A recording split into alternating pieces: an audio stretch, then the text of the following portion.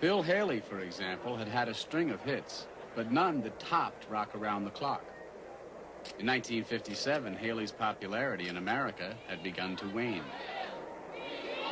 Europe, however, seemed to offer a second chance.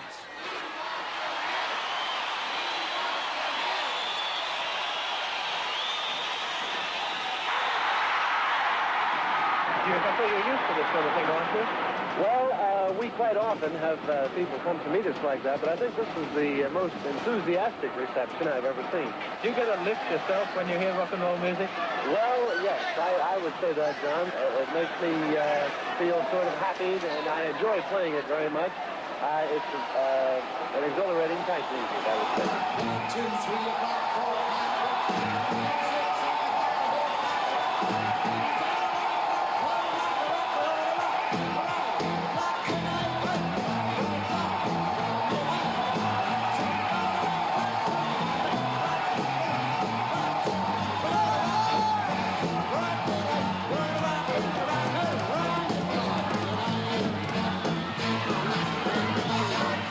European teenagers had been eagerly following rock and roll's progress in America from the start. Haley's arrival on European soil, however, touched off an explosion of unbridled enthusiasm and, in a few cases, uncontrollable violence.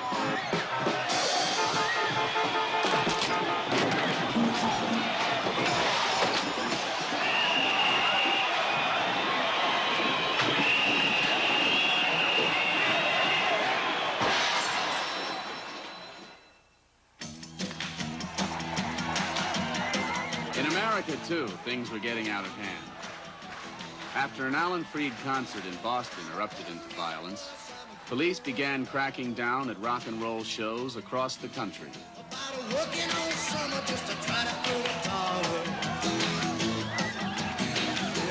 time I call my baby, try to get a date. My boss says, no doubt, son, you gotta work late. Sometimes I wonder what I'm gonna do, but there ain't no cure for the summertime blues. Well, Don, it's our feeling here in Jersey City that this rock and roll rhythm is filled with dynamite, and we don't want the dynamite to go off in the Roosevelt Stadium in Jersey City. After we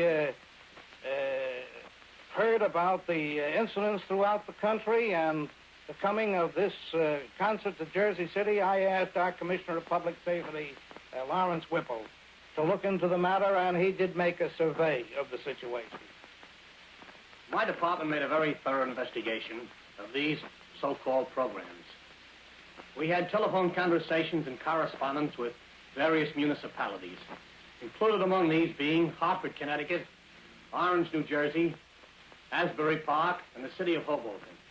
And we find that these programs are not for the good of the community, and that's why I ordered them banned.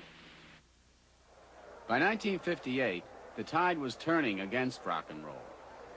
Looking for an excuse to undermine the music they felt was corrupting America's youth, the U.S. government began an investigation into payola, the practice of DJs accepting money to play records. The public is entitled to know the facts, and when an entertainer has a financial interest in something that he's selling to the public, he ought to say so. Alan Freed, already a controversial figure, was singled out as the first victim. I'd love to answer all your questions, fellas. You know, I like to be nice, but my attorney doesn't want me to say a thing. So I'm trying my best. I just can't say. I'm under subpoena here. Alan Freed's career was ruined. 4 years later, he died, a broken man.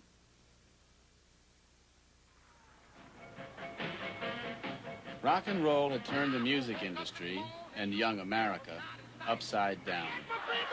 But for some of the performers who had given it life, the end was already drawing near.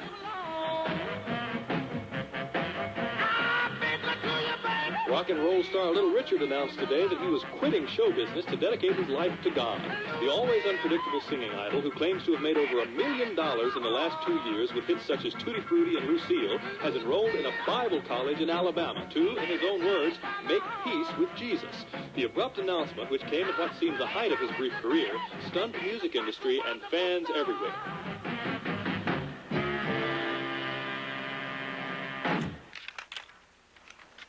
Jerry, what about this reception in London? Can you tell us about that? Yes, sir. We had a very good reception, sir. Oh, is that so? Yes, we had a very nice time, and the people treated us real nice.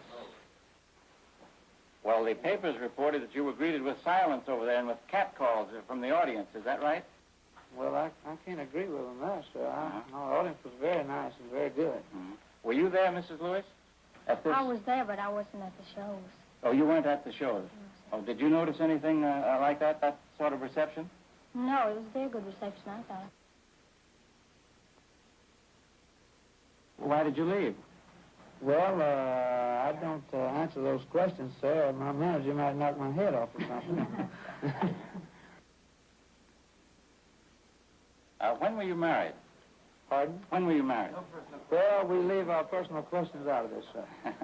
All right. Well, good luck. Thank you.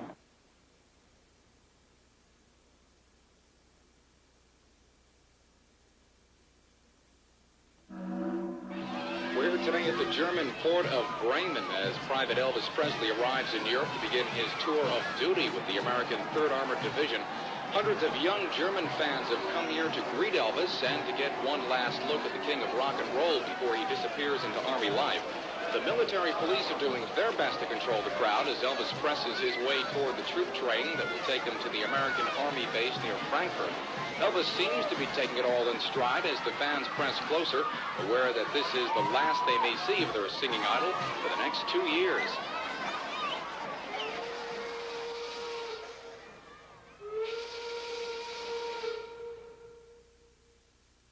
Aware of the changes in the air, Buddy Holly decided to turn his career in a new direction. He left the Crickets, got married, and moved to New York. He wanted to concentrate on songwriting, but performing was lucrative. So in the winter of 1959, he decided to join newcomers Ritchie Valens and the Big Bopper for one more tour.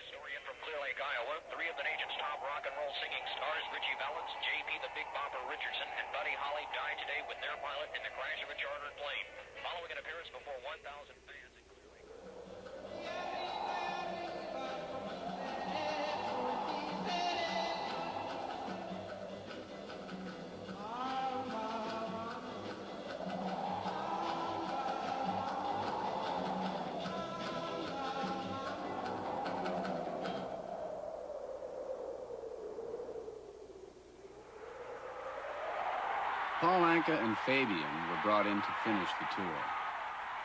The popularity of these so-called teen idols was indicative of the changes that were taking place. Their music pretended to be rock and roll, but for the most part was just a parody of it. Ironically, the fans didn't seem to notice. Gonna get 1,000 kicks, kiss 1,000 chicks. The decade ended as it had begun. The homogenizing influence of the music establishment produced clean-cut, respectable, white performers who stayed well within the bounds of polite entertainment. Got some change in my pocket. There you go. Gradually but thoroughly, the hard edges of rock and roll were eradicated. The strong regional accents silenced. The spontaneity and the spirit of rebellion stifled. Turn me loose, turn me loose, I say. Yeah, today is gonna be the day. I want you all to understand. Now I am a man, so turn me loose.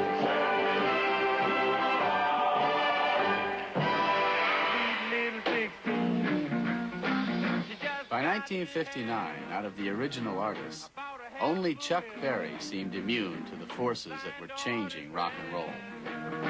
Her wallet filled with fish. She gets them one by one. Becomes so excited. I watch her look at her roll. In a way, it was apt that Berry would continue. His music was youth personified. It celebrated the universal hopes and dreams of all teenagers, black and white, rich and poor, from every region. It was rebellious, but in a good-natured way. Its message was a lasting one that would not only endure, but inspire generations of musicians to come. They'll still be rocking and rolling. But I said, yeah, deep in the heart of Texas.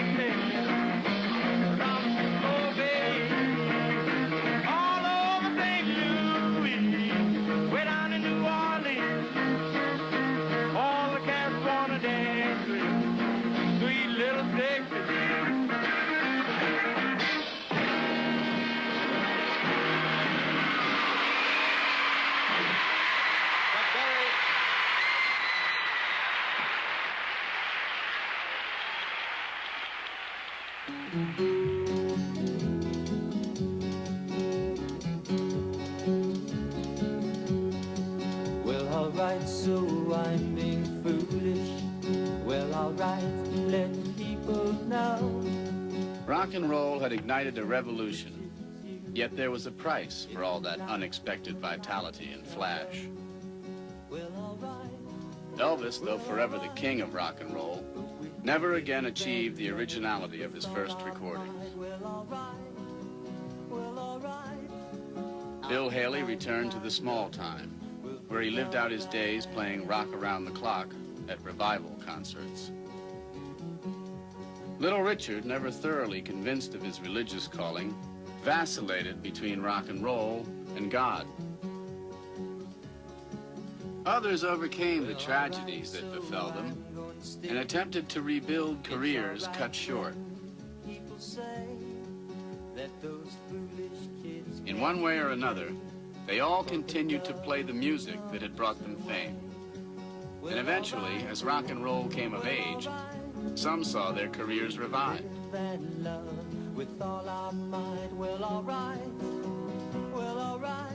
But however fate treated them, neither the passage of time nor the whims of popular taste could diminish the magnitude of their contribution. They had left behind an immeasurable legacy. That legacy was rock and roll.